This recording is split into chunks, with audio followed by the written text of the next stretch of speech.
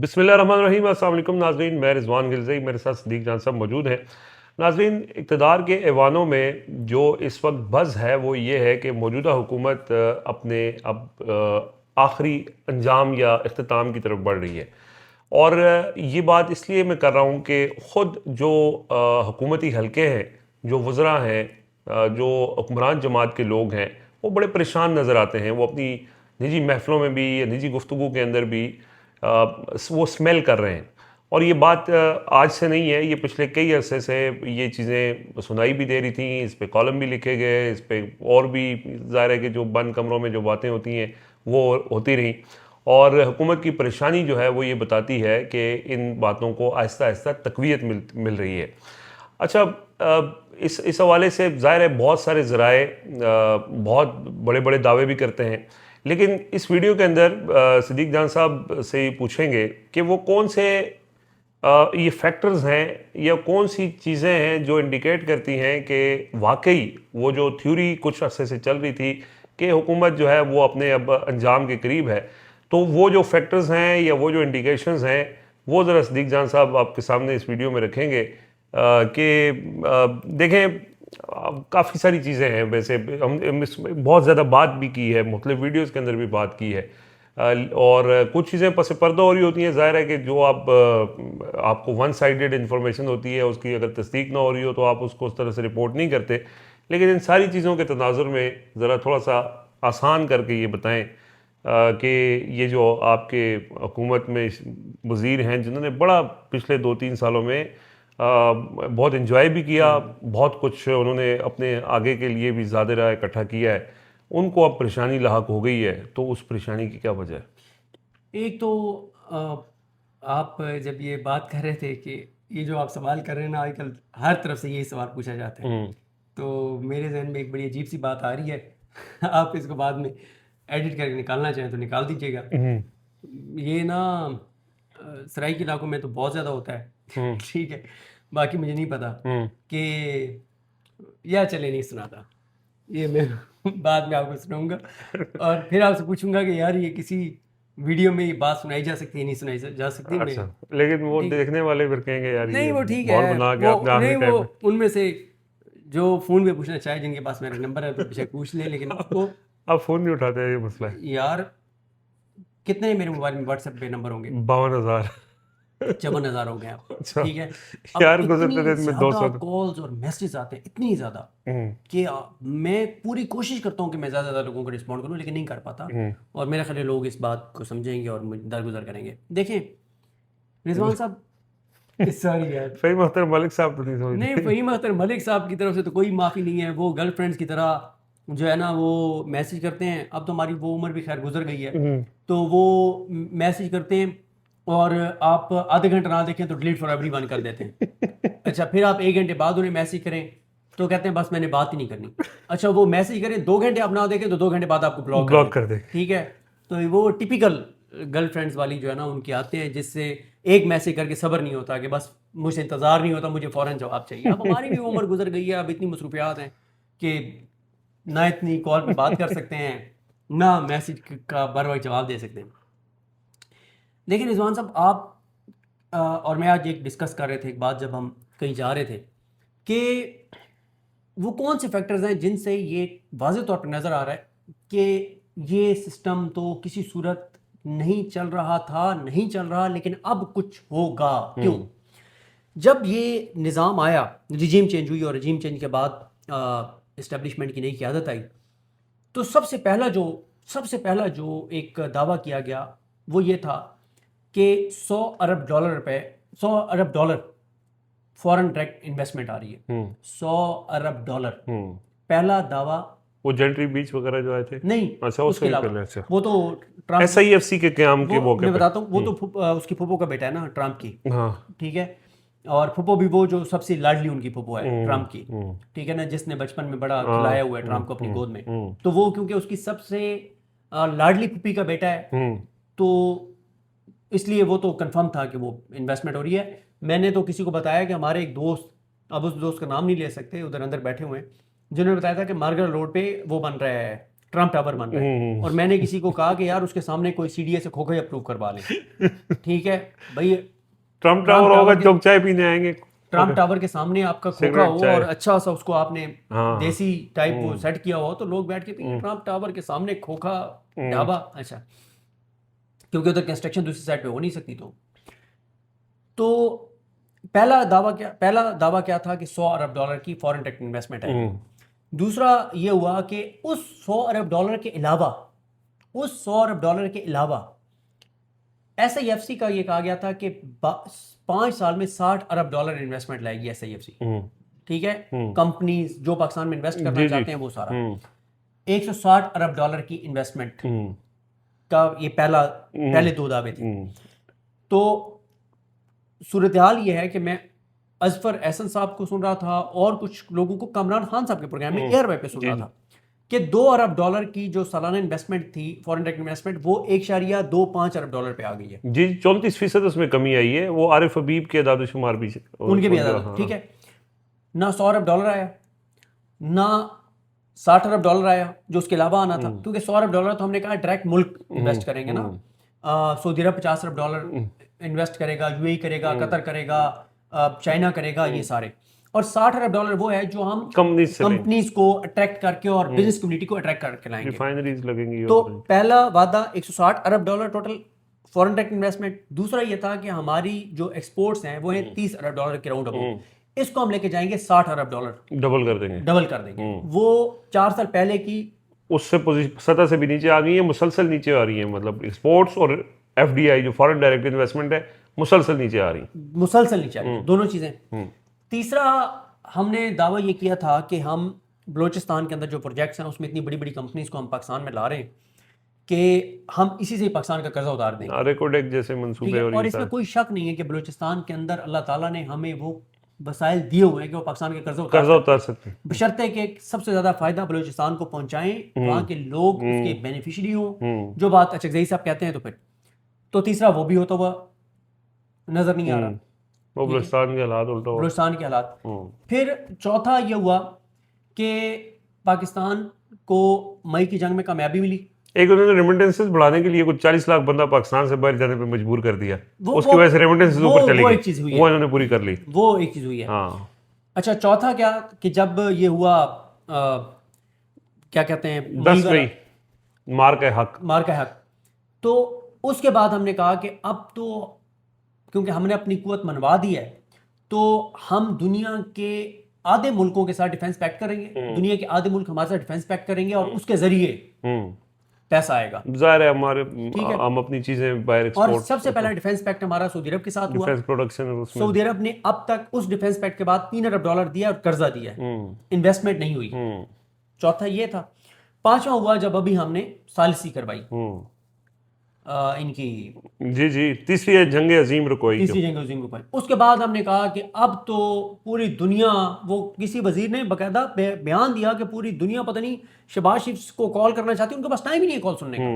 नहीं, वो ट्रम्प ने जो बिठा के खड़े होके हर जगह पे जहाँ जहाँ वो गए उन्होंने बहुत तारीफें की हैं, तो उससे यही दुनिया को ये तासर जा रहा था कि सुपर पावर है अमेरिका और उसका प्रेसिडेंट तारीफ कर रहा है कि दुनिया में अगर कोई अच्छे लोग मैंने देखे तो वो पाकिस्तान की क़यादत है। ये एक ऐसे टाइम पे ट्रम्प तारीफें हमारी कर रहा था जब उसके अपने इत्तेहादी उसको छोड़ चुके थे, जब उसका अपना मुल्क उसके अपने वोटर उसको छोड़ के जा रहे। नहीं, तो यही तो बात है ना कि पाकिस्तान इतना स्ट्रॉन्ग, इतनी इस पोजीशन में है कि पूरी दुनिया में कोई उसके साथ नहीं खड़ा, ट्रम्प के साथ खड़ा है। तो ट्रम्प ने तो पाकिस्तान के तिजोरियों के मुंह खोल देने थे पाकिस्तान के ऊपर। पाकिस्तान के अवाम को उससे क्या मिला है?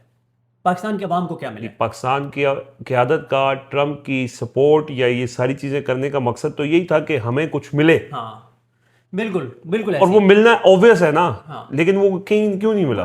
देखिए, वो अब इस पे बात नहीं की जा सकती ना। अच्छा, पाकिस्तान में बैठा हूँ, ठीक है, कर रहे हैं ना तजिए, जिनका सब्जेक्ट है वो बात कर रहे हैं ना, क्या है। तो 5 वो चीजें जो ये 4 साल में जो 5 बड़ी चीजों का दावा किया गया, वो 5 की 5 चीजें नहीं हुई। क्या पता आगे हो जाए? इस वक्त आपका जो मसला है ना, अब आपने कहा है आगे हो जाए। अब मैं आपको वो वाकया सुनाऊंगा जो मैंने आज, पता नहीं आप बैठे थे कि नहीं बैठे थे, जो मैं सुना रहा था कि बहावलपुर के न्यूरो सर्जरी वार्ड में एक पेशेंट सीरियस हुआ, तो उसके साथ ना जनरल सर्जरी का भी मसला था। ये होता यह है कि अगर किसी को खुदा ना खास्ता एक्सीडेंट में चोटें मुख्तलिफ जिस्म के हिस्सों पे लग जाएं, अगर ऑर्थो का है, जनरल सर्जरी का है और न्यूरो का भी है, तो न्यूरो क्योंकि सेंसिटिव है, दिमाग का मसला होता है, तो उसको न्यूरो वार्ड में भेजेंगे कि बाकी चीज़ों से चीज़ें वहीं पे मैनेज हो जाएंगी, लेकिन न्यूरो के लिए वहाँ न्यूरो जाना के लिए स्पेसिफिक न्यूरो सर्जरी वार्ड में ना।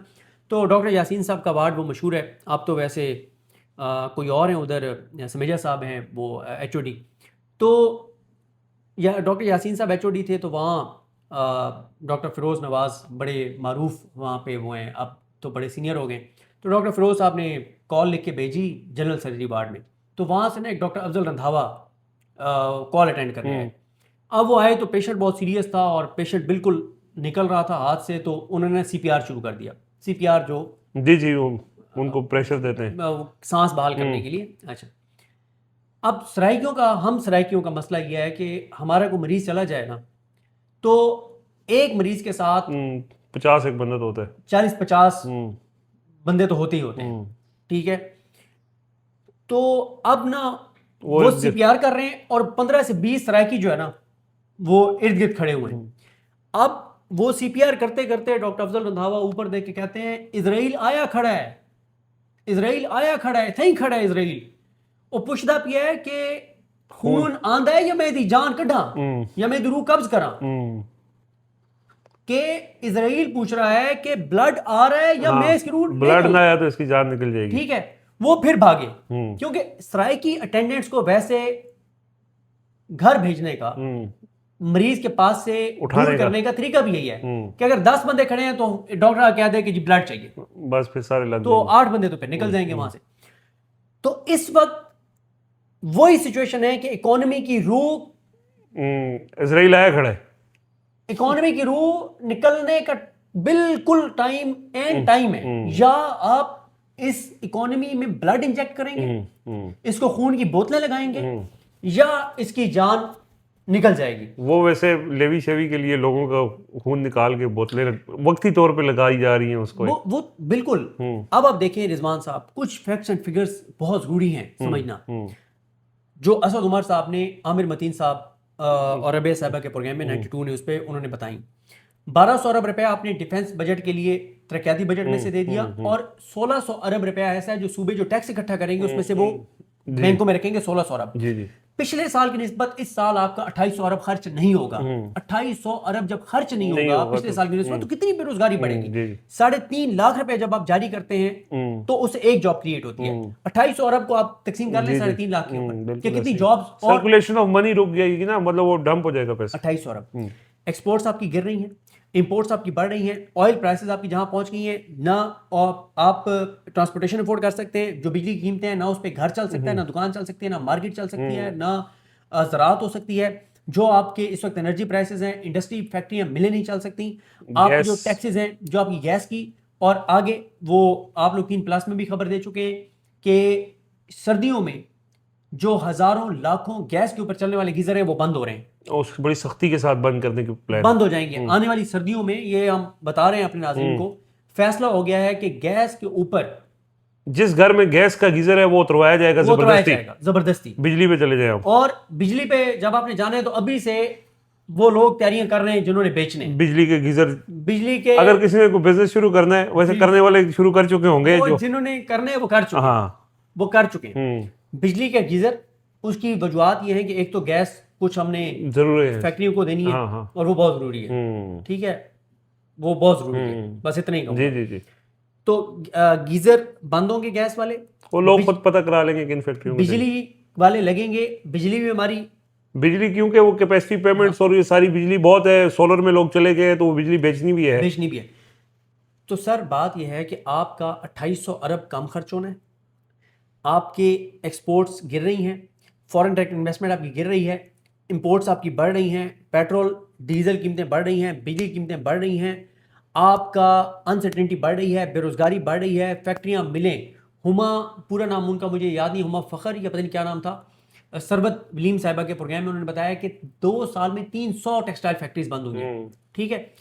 बॉर्डर आपके बंद हैं, बॉर्डर से रिलेटेड जितने भी बॉर्डर एरियाज पे बिजनेसमैन हैं, आप, हम उस दिन पेशावर में थे, आप और हमें बताया गया कि ये पेशावर के बाद आगे जितना भी बॉर्डर एरिया है, यहाँ के लोगों का टोटल जो रोजगार है जो भी जरिया आमदन है वो बॉर्डर के साथ जुड़ा है। बॉर्डर बंद होने की वजह से वो बहुत मुश्किलात का सामना है, लेकिन वो सिर्फ वो मुश्किलात का सामना नहीं करने पड़ रहे। बॉर्डर बंद होने से इस दफ़ा कसूर में जो आलू उगाता था उसका आलू नहीं बिका, जिस गोभी वाला था फैज़ान बहुत परेशान है।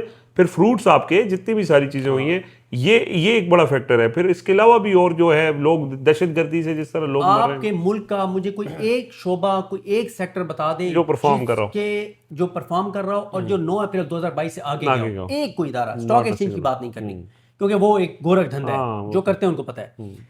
चीज़ें इस तरह से नहीं चल सकती। ये 25 करोड़ का मुल्क है। ऐसे तो वो हारून रशीद साहब का ये जुमला है कि ऐसे तो किराने की दुकान नहीं चल सकती। जैसे ये जो है मुल्क 25 करोड़ के मुल्क को 70-80 लाख बच्चे पैदा हो रहे हैं, क्योंकि इसमें तो जी जी फिर उसमें दो देखें, जो फूड सिक्योरिटी और क्लाइमेट है जिसको सबसे ज्यादा पाकिस्तान को इफेक्ट करेगा, ये दो ऐसे चैलेंजेस हैं जिसके लिए कुछ तैयारी तो तब होगी ना, फायर फाइटिंग से निकलेंगे। सर 3 महीने हुए गंदम की फसल आए हुए और अभी से क्राइसिस शुरू हो गया गंदम का, जो रोटी हर घर की जरूरत है। 80 लाख बच्चा पैदा हो रहा है आपके मुल्क में हर साल। उनकी फूड सिक्योरिटी 59 लाख लोग मुकम्मल तौर पे बेरोजगार हैं। 13 करोड़ लोग खतरे गुर्बत से नीचे हैं। कैपेसिटी चार्जेस आपकी 2200 अरब रुपए सालाना पे पहुंच गई हैं। हर साल आपने 2200 अरब रुपए सिर्फ आईपीपीज को देने हैं। और गुजरते दिन के साथ बिजली की जो सेल है वो और कम हो रही है। जी हर गुजरते दिन के साथ, ठीक है। अच्छा, बैटरीज आ रही है, कैपेसिटी चार्जेस आपकी और ज्यादा बढ़ जाएंगी। 2000 अरब आपने पेट्रोलियम लेवी के माध्यम इकट्ठा करना है। 2500 अरब आपने पिछले साल की निस्बत इस साल टैक्स इकट्ठा करना है ज्यादा, ठीक है। हर चीज आपकी महंगी हो रही है। देखें, चीजें नहीं चल रही। ये तो अगर ये निजाम चल रहा है ना, तो अमेरिका की सपोर्ट तो है ही है, उसके ऊपर चल रहा है। उसके अलावा और टीवी पे सब अच्छा दिखा रहे हैं, उनका सारा कोशिश ये है कि तासुर अवाम के अंदर ये टीवी अब देखते कोई नहीं है। जो इस निज़ाम के इंश्योरेंस पॉलिसी है वो तहरीक इंसाफ के एमएनएस, एमपीएस और टिकट होल्डर्स हैं। तहरीक इंसाफ की तंजीम है। अगर वो मजामत कर रहे होते आटे के बहरान के ऊपर, अगर वो बात करें, इतना बड़ा स्कैंडल है। सिद्दीक जान साहब, कश्मीर में एहतजाज हो रहा है, बलूचिस्तान में एहतजाज हो रहा है, खैबर पख्तूनख्वा में एहतजाज हो रहा है, वकला ने आज एहतजाज की बात कर दी है, किसान एहतजाज कर रहा है। नहीं एहतजाज अगर कोई कर रहा है तो पाकिस्तान की सबसे बड़ी सियासी जमात एहतजाज नहीं कर रही। सही बात है, वो उनकी नहीं समझ आ रही।